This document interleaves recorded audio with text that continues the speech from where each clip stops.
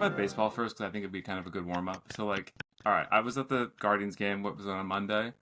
Yes. All right, first pitch Shohei home run, and then I saw, um, you're at the Mets game. Second pitch Shohei home run, right? Yeah, I was just about to say, like, you said first pitch. Also, I've read reports that it was actually the first pitch for my game too. That's what I thought too, but my husband was with me and he said second pitch, but I don't know. But that's incredible, right? That's Yeah, it's like, crazy. It's like a movie. But I guess like I don't know, why do you like baseball? And do you feel like there's some kind of like tie-in with the arts? Like, the arts are like super process oriented. Like, do you feel yeah, like there's some kind of like what drew you to baseball and like why do you like it? That's my first question before we really get into like the heavy stuff. I'm going to tell you my story about baseball while my cat is waking up right there. My first ball game was when I was 16 years old. Um, and I grew up listening to the Dodgers, like Vince Scully. They won the World Series in 1988, which meant that I was 7 years old. It was a big thing.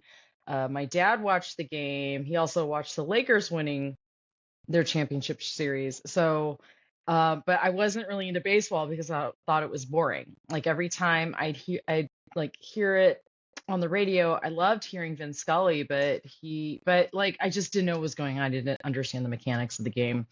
And I was never taken to a baseball game until I went on a church trip, and it was a freeway series with the Anaheim Angels and the Los Angeles Dodgers.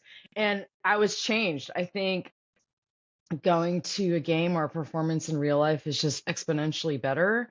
I noticed that there was kind of a pattern associated with it. Like there's the goals of the game is to get on base and that you're up to bat and it's you either like get base on balls or the walk or you get, called strikes and the strategy. And I remember that I did not have a Dodger dog. I had nachos. And for some reason, I've just loved the narrative.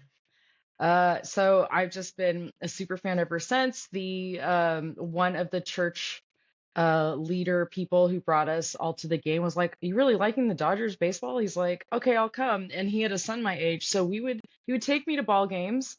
I ended up working for Dodger Stadium for a year in high school, like working merchandise. And I guess the rest is history. It's just I don't know why I'm obsessed with it. I know that I'm in good composer company. There are literally lots of composers who love baseball. So there's an article on John Luther Adams in the New York Times where I found out he was a Mets fan. I was like, what?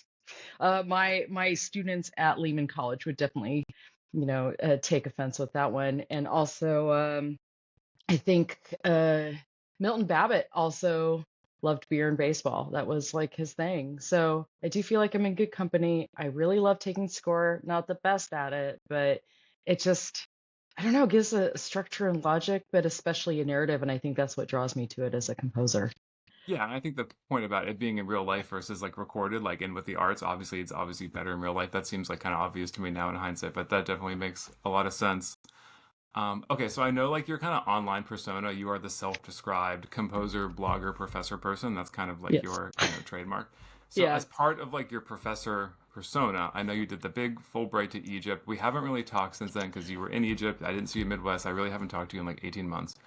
So I kind of want to start with the Egypt thing before we get into your new pieces and kind of discuss your writing. But as far as the Egypt project, I guess, could you tell us a little bit about like what were you kind of the goals of the trip? And then like what did you end up kind of taking away from it? And then I guess the last question is like how do you think the effects of the trip are going to manifest themselves like in your writing going forward and maybe just like your personhood even? Yeah. Definitely life changing. I wanted to do a Fulbright ever since I heard about it when I was in undergrad.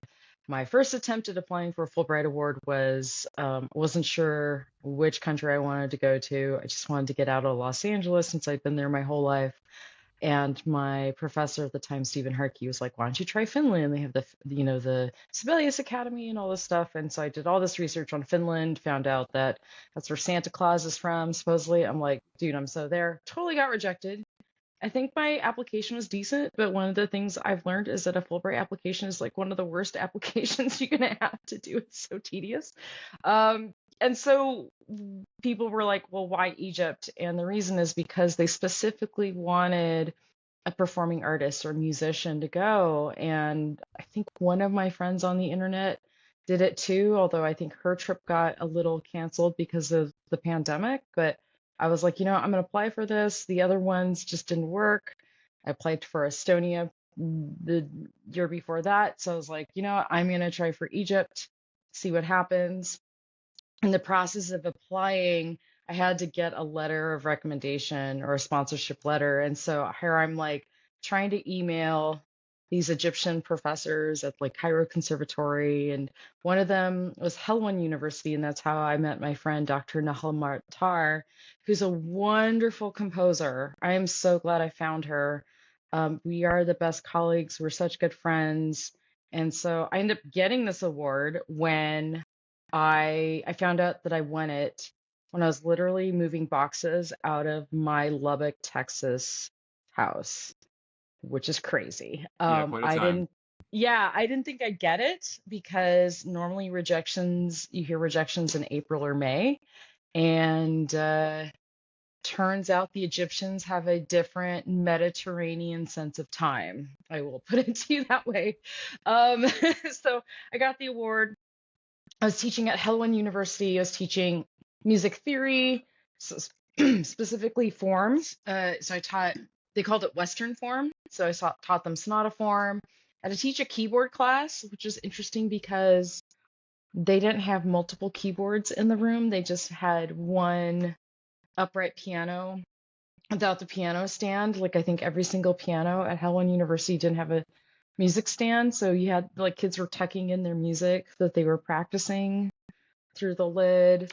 What else did I teach? Oh, and I taught a group composition class, which was incredible because the students had never written music before, and usually that level of instrumental playing, they're beginners. Like they don't necessarily have, your middle school band or middle school orchestra in Cairo. So they've been playing their instruments for 1 or 2 years, and I got them to put some melodies together, write a group composition, and it was actually pretty good.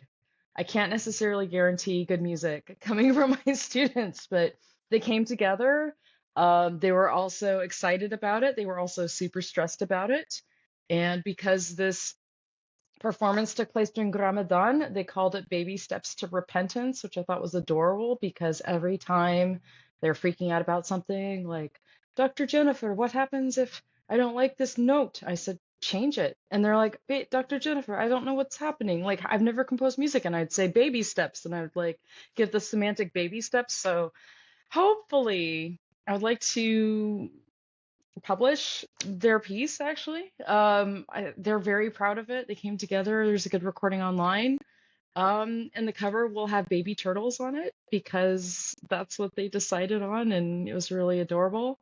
But it was truly a learning experience being in Egypt in Ramadan, getting to know the people there, getting to know the culture is very different, getting to know their different Mediterranean sense of time, which is a lot more lax and doesn't involve pre-planning whatsoever. I It's don't think okay. I would not do well in that environment, but It was actually the biggest culture shock was the time management. I remember that before I left, we had an orientation of all the Fulbright scholars, and they're like, so you may have an idea of what you'd like to accomplish while in Egypt. Take that list and cut it in half. I'm like, okay, yeah, I get that. And then they're like, and then take the list and cut it in half again. I'm like, what? What's happening? That was a bit of adjustment. I don't know if I adjusted to it very well. I would have to say that Naha did keep me sane because she actually got her doctorate in composition at Arizona State University. So I think she was actually very aware of the American system. Plus, she's actually an organized person. So I'm so thankful I got to work with her because she did keep me sane during like, what time does piano class meet? Well, the students just come in and out. So sometime between 9 and 12. I'm like, what? During Ramadan, they actually condense their classes. So instead of a once a week music theory class for an hour and a half, during Ramadan, it gets contracted to 45 minutes once a week, and then the whole schedule gets put midday. It is a joyous holiday celebration. It is both penitential but also joyous simultaneously. It's like the daytime hours are the ones where you make penance, but then come evening, you're just stuffing your face or smoking all the cigarettes, depending what kind of person you are. I miss the people there a lot, and I still communicate with them. I'm in touch with them via WhatsApp. There's just something about that country which is just phenomenal with all the ancient stuff. And also, um, I just want to keep going back. I don't think I'd ever want to live there again. Like living there was a little bit of a challenge. Little things like the slowest internet of all time to you can't drink water directly from the tap. You have to get like sparklets or Nestle water. And you have to pay in vouchers and you have to pay in cash. It's really dusty there too. I mean, I think my time in Lubbock maybe prepared me a little bit, but it's really dusty in the desert, turns out. But no, I miss that country and I hope to go back there very soon. Well, it sounds like it was kind of, life changing. And it's good to know there's like a lot of universals, like people are always nervous about, performing in the arts. So your students nervous about writing, people over here Oh nervous. yeah. Everyone's Oh, nervous. totally nervous. Totally, totally the confused looks when I ask them a music theory question. Like I was like, oh, I've seen that look before. Like the confusion of like, wait, my brain is hurting. What are the four components of development form? So that is universal. I want to get into some of these new pieces you have, kind of touch on them a little bit, kind of work our kind of some other topics in. But I want to start with this new one, Dune Aurora. And with you, it's like your pieces have so much like depth to the concept to them. Like, you have March, but it's not just a march. It's like an essay on the function of March across like different, ideologies over time. So for someone like you, you're not just going to write a piece and tell us it's about the Aurora Borealis. It's going to be about like such a more complex kind of like ecosystem. So like what is it that kind of drew you into the topic initially, and like then how did you go about kind of manifesting the ideas of Dune Aurora kind of into this new piece? So, Sean, I hate to break it to you. This is actually probably one of the few pieces where I don't think it's multi-layered, but you can I tell me don't if I'm know. wrong. We'll see. You We'll can see. tell me if I'm wrong. So, this piece was created as part of the Beyond the Notes Festival Commission Possible process. And what they did was they polled participating schools, so middle schoolers, what I should write a piece about. Now, I will say, Sean, that some of the topics were deep, but also I just didn't know how to audiate that. So one person said, write about the history of feminism.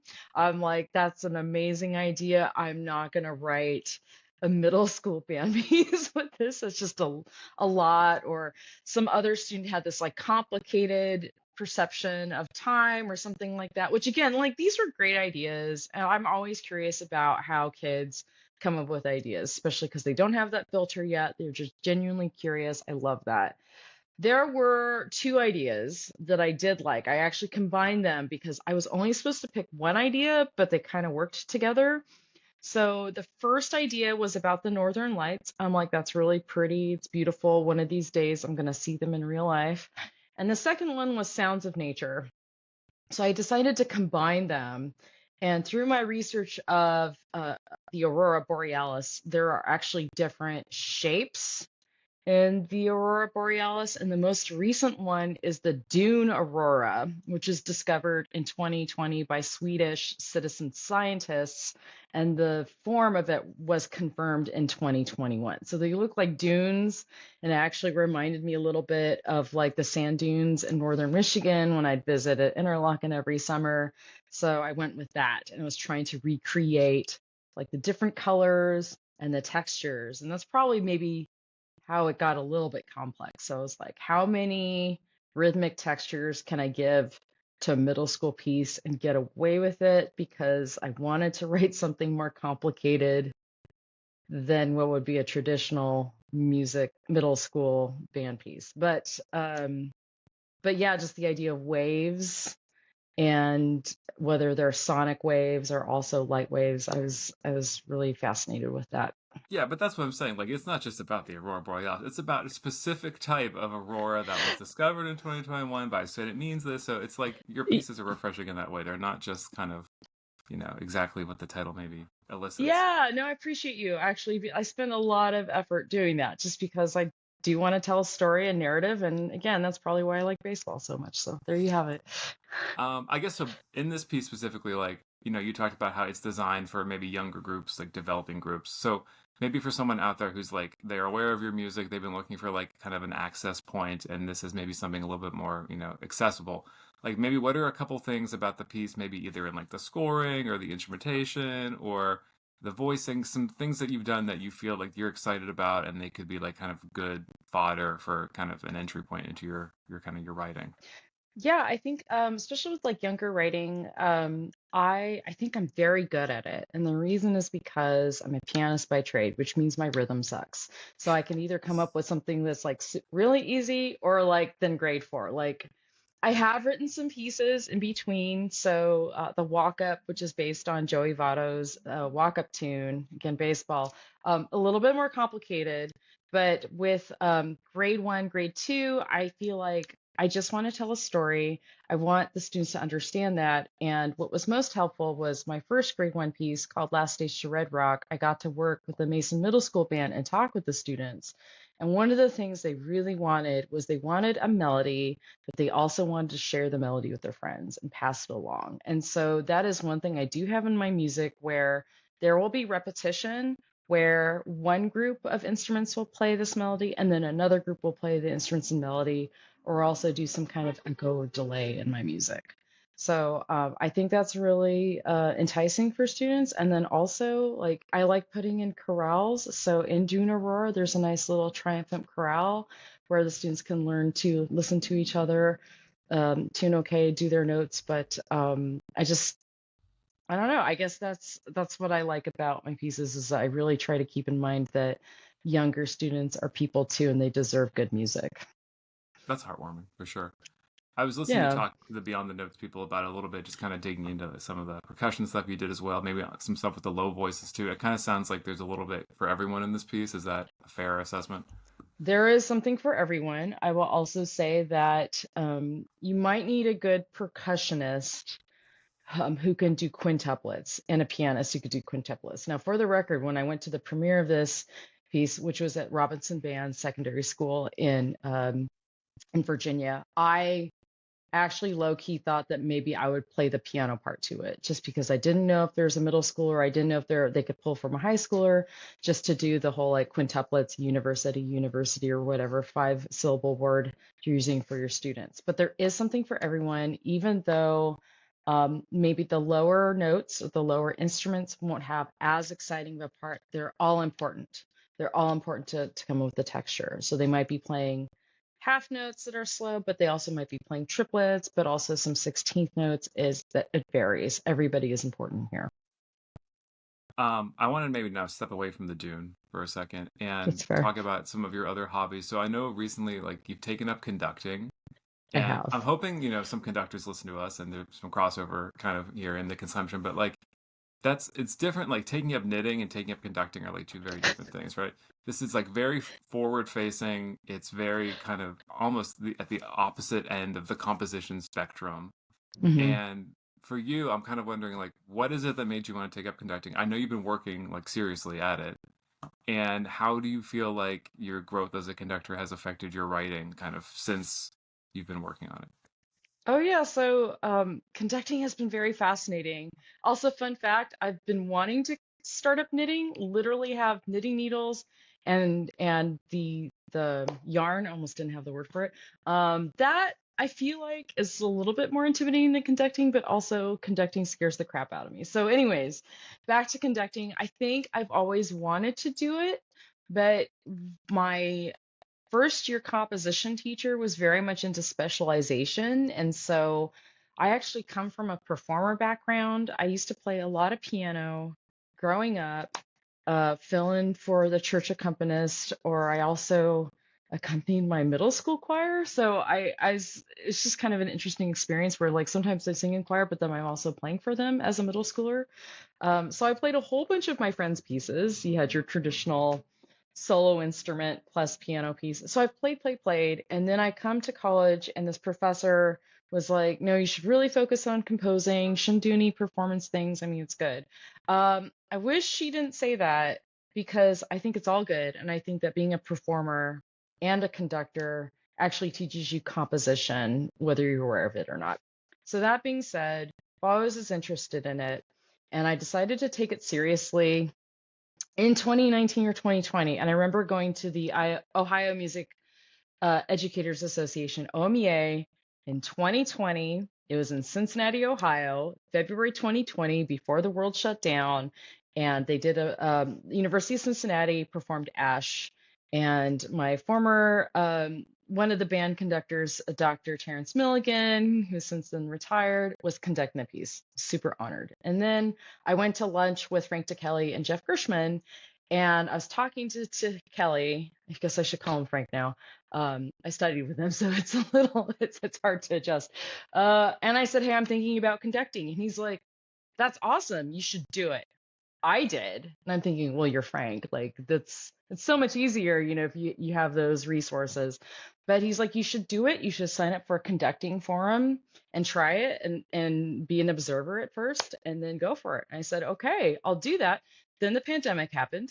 But then I eventually did that. And so what I've learned is that it's very scary, but it's made me better at studying scores. So now, like when I look at scores, I'm realizing the orchestration or little things. So like my composer brain is on.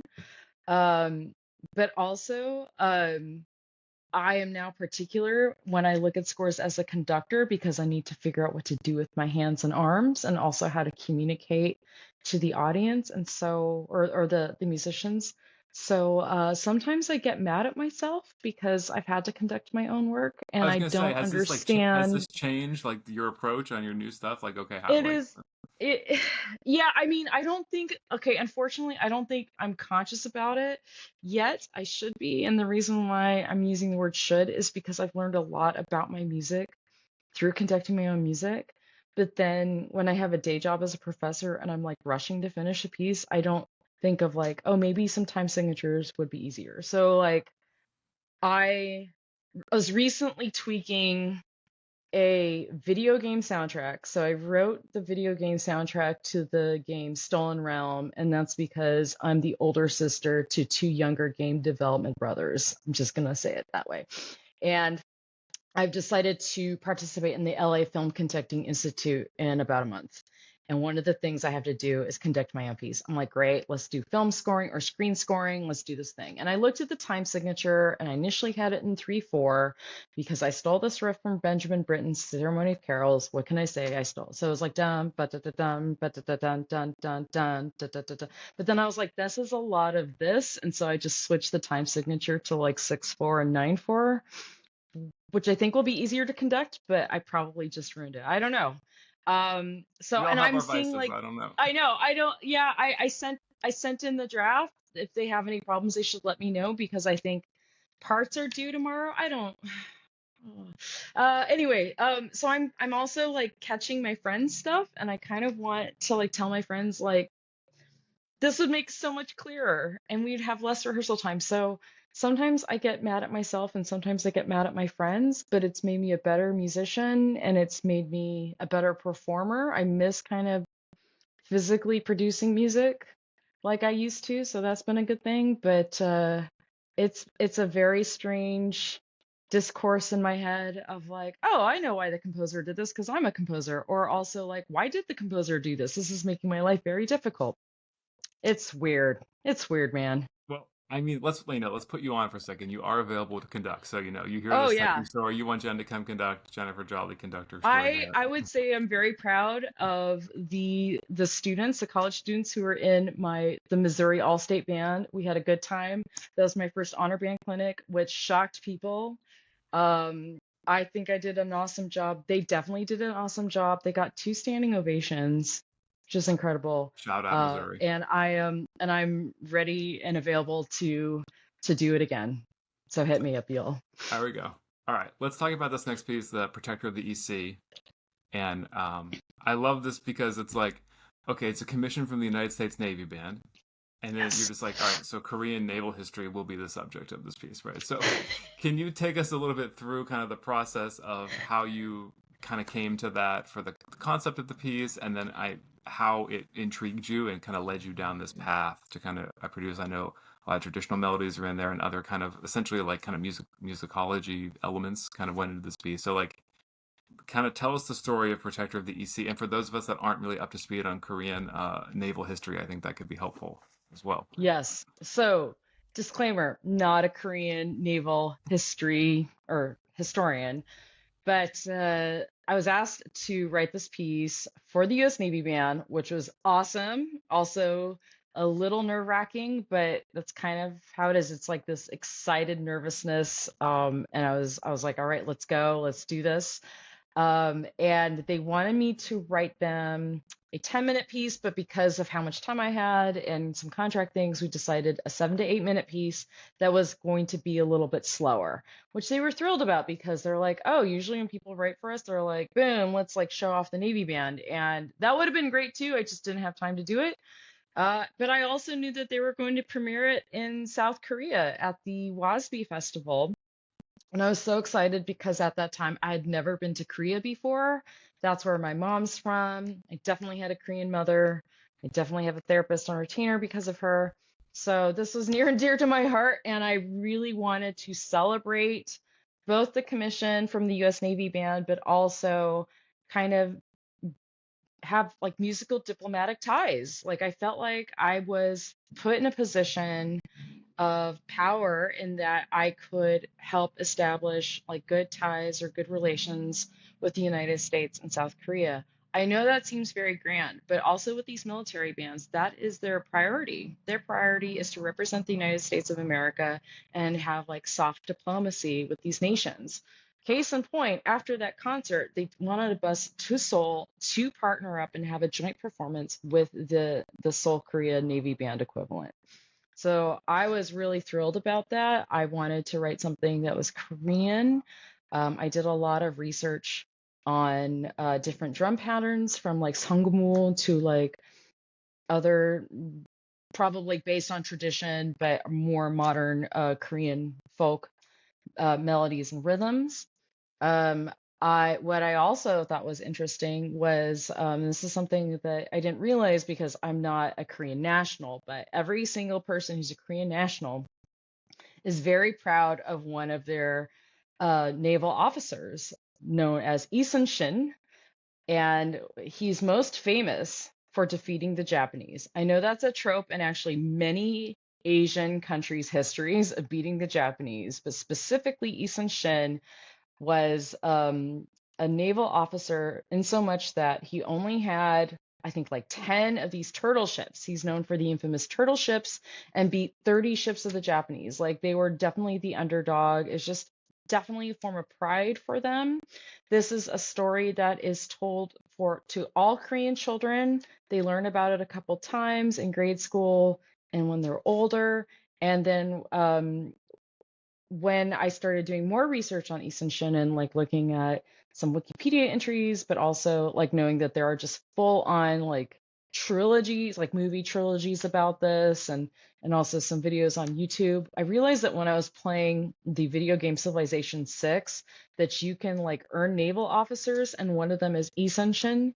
He is so revered. I will also say that the cover of this piece is like when I was in Korea, actually when I had this conference at WASB, and that is my photograph. That is a huge statue of him, like right in the middle of like downtown their square. He is an absolute revered figure in Korean history. Your like intensity about this is why I love your music, because you just get so into the concept of it. It's gonna turn out well because I think your like excitement about it is palpable. So it's like I just know the music's gonna turn out well. It's Oh, in mine thank too. you. I Yeah. I just get so I'm so curious about these things. Like I feel that one of the reasons why I love writing music and doing these commissions and projects is because I get to like know about the ensemble, I get to know about you, but then I get to find something that relates to you and kind of celebrate it and like learn new things. Yeah, thanks. There we go. I learn new things and all my Korean friends, whenever they see this cover, they're like, "Is that Lee Shin?" Like they know. And I think it's one of these pieces where if you know, you know. And I thought that was kind of the goal for this piece. And I loved how at the premiere, a lot of Koreans like they liked it, which was a huge relief. I was like, please don't be offended by my music. But they were truly excited and proud that they were represented at this concert. Well, I hope we can get the story out maybe a little broader here. Okay, so I want to talk a little bit about your blog of fails, and you have kind of like not made a living, but you really put like your stake in the ground about like I'm going to kind of celebrate my failures. I'm going to kind of make them public, and I think I'm going to become maybe bulletproof from this experience, or I'm going to grow from it a little bit. And I guess like my question about the fail blog is like, what have you gained from like making your failures so publicly accessible? And like, do you want to maybe even call out some of the ones that you feel like this was like such a tremendous failure and like it really resulted in something positive? Because in the arts, I think we're always kind of just constantly bouncing back Oh from yeah. like micro failures, basically. So like, Yeah. what kind of led you to be this like kind of like failure advocate, and like maybe what has come from it? I think a lot of it was this pressure to be successful via composer competitions. This blog started as kind of like self-therapy because you all those rejections sucked. They hurt so bad. And there was this pressure as a composer to win either the ASCAP or the BMI Student Composer Award. And then at first there was an age cutoff. And also there was a time where I took 4 years off between undergrad and graduate school. So there was 4 years where I was technically not allowed to apply for these competitions because I was not technically a student.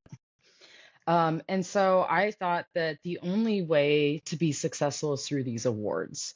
I have since learned there are many other ways of being successful, and that I've also learned that being on the other side of these competitions, it just really depends on how it's set up. So I would say the most valuable thing that has come from this list is as a professor, I can tell my students that I too have failed and that I literally have a catalog of these failures, and that it's hard. And like you said, Sean, these are all micro failures, and you're totally allowed to feel all the feels, but just pick up and move on and also be more strategic about it. Um, I think maybe like the biggest, what would be the biggest failure? Um, Yeah, give us a good one. oh, I'm trying to think. Okay, so I'm just going to talk about something most recent because this will be something I do want to blog about in the future very soon, or have some kind of video essay about it. But again, I never won the BMI Composer Awards, and that was crushing to me as an undergraduate, as somebody who was younger than 30. It was especially crushing because one of my classmates in my year at USC got the BMI Composer Award. And so all of us were like, well, if Eric got it, then we should get it too. And that just never happened to me. It was devastating. But now, most recently, 2 days ago, I actually went to the BMI Composer Award ceremony because ironically, I was one of the adjudicators. I was one of the preliminary adjudicators. And it was a strange feeling because I think I now know why I didn't win the BMI Composer Award. And I realized that it had nothing to do with the quality of the music I was writing. It had a lot to do with how it looked on the page, and then also the sheer volume of how many applicants like they had to go through. So I think I think there are like six BMI composer like awards, and then there's an honorable mention, so seven people, and there are like at least 440 applicants to that award. So I would say that I've probably like grown from these rejections because I just didn't let it stop me. It did hurt, but didn't stop me. I will say that probably I never won the Rome Prize, and I've decided to stop applying because I just don't need that rejection in my life, and I don't need to be short $80. But so I I applied for Fulbright instead because it's like it's not Well, going to maybe happen all these anyway. failures have maybe given you some kind of perspective. I'm hearing like now that you're on the other side of it, you kind of see how big the kind of pool of applicants is, and maybe it doesn't feel like, oh, it's just me getting rejected. It's actually Yeah, no. 430 other people, and now maybe you kind of have maybe more of from all your accumulated failures over time. Maybe you have more of a sense of the scale of the whole kind of medium, I guess.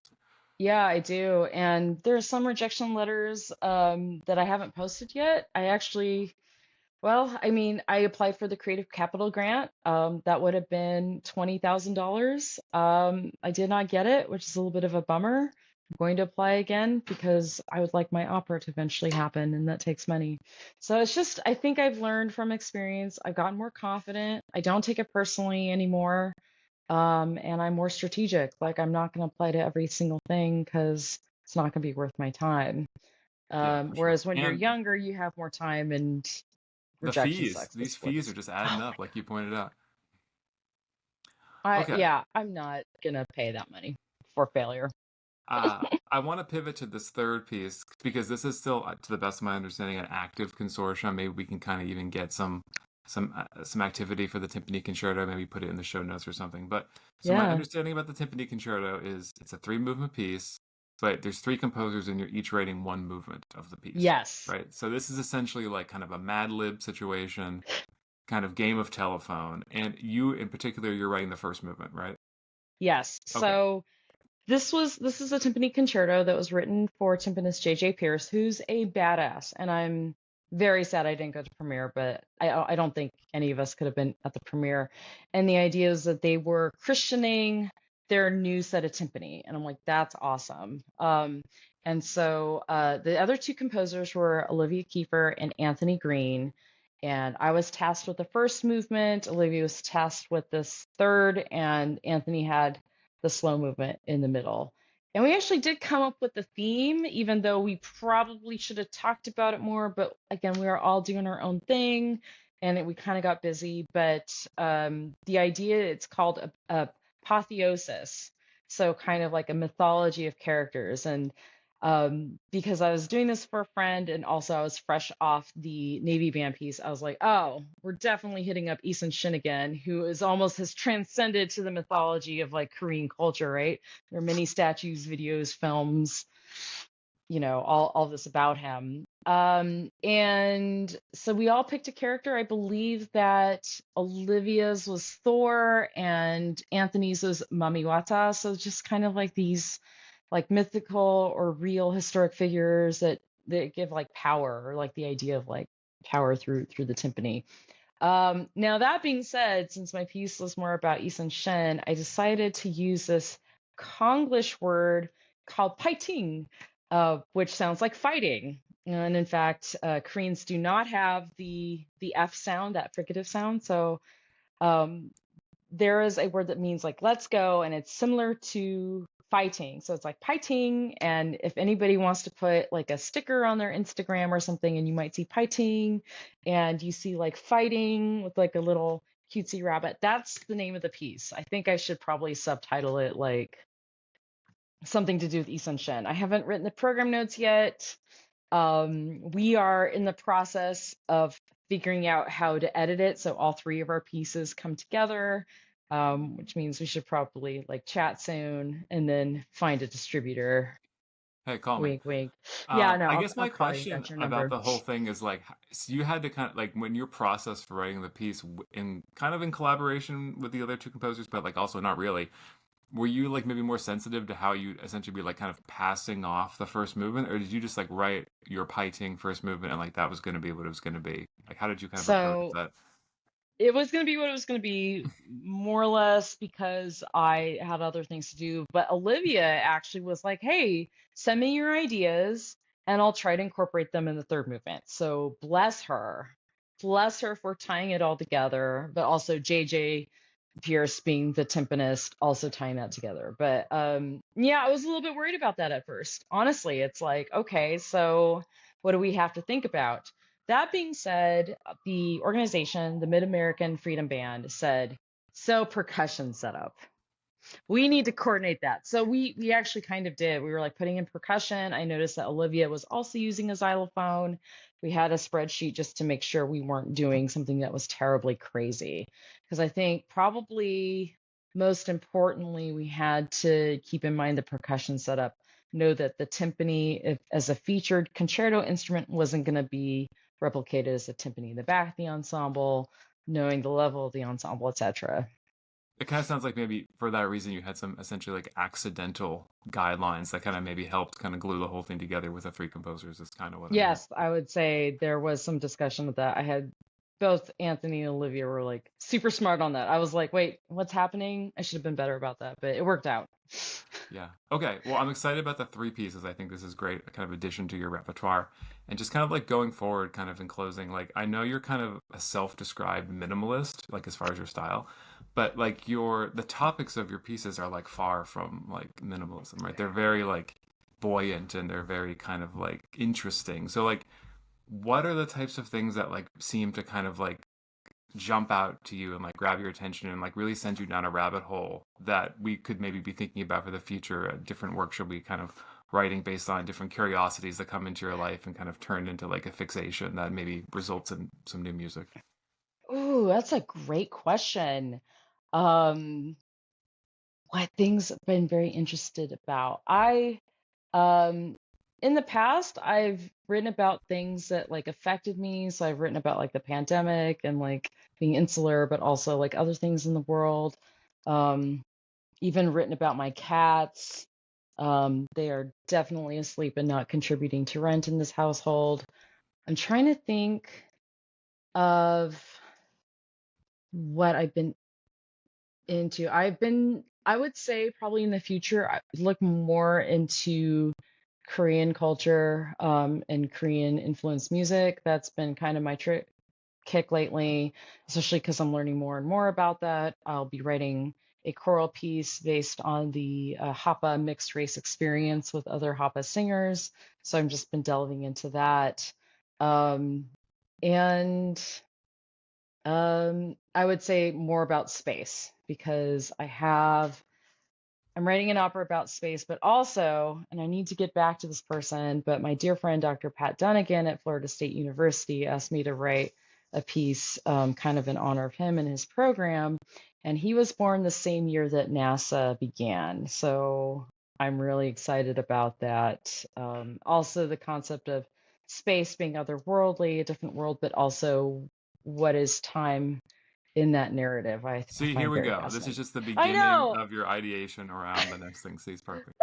I do. I just like look up things. I read about them. I also then, as part of my writing process, I listen to other types of music that I think would emulate that best. So right now on my listening list for the space piece, I'm gonna start listening to the Barrio folk songs because I'm gonna be writing for soprano and a small ensemble or a larger ensemble. But I like the Barrio folk songs, which, like Who that's not doesn't? minimalist. Who I doesn't? know. Okay. Well, I thank you for the time. I'm gonna let you go. I think I'll see you in December maybe. And Yeah. thank you for answering my email many years ago that I think said something like, "Don't delete this." I think Yeah, it's like how it it's started. I had to kind of suck you in a little bit, so, kind of get your Yeah, attention. that's fine. No, no regrets. It's been great. It's been great, Sean. I'm All so right, glad we're we're gonna friends. put this out. We're gonna get you some good press, and hopefully people watch it. And if they don't, Yes, shame on them. it's All right, their loss. All appreciate you. right. Take Hey, care. take care, man.